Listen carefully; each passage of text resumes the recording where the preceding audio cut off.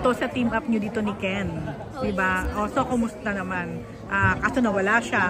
So, kumusta? Well, ayun, nag-uusap pa rin po kami ni Ken.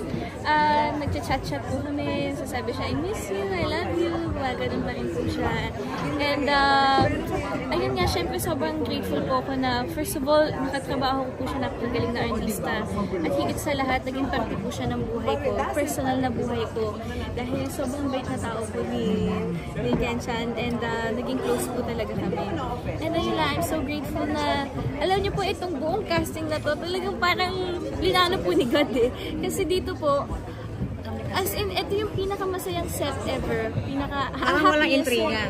Ay, wala po talaga at all.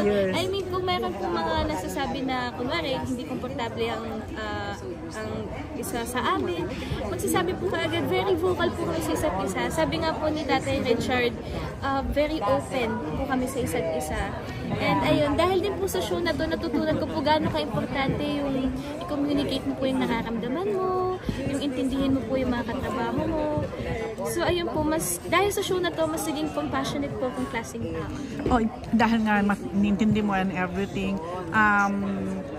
paano mo naman in a way nasusuportahan si Ken ngayon? Kasi as we all know, parang may pinagdadaanan siya.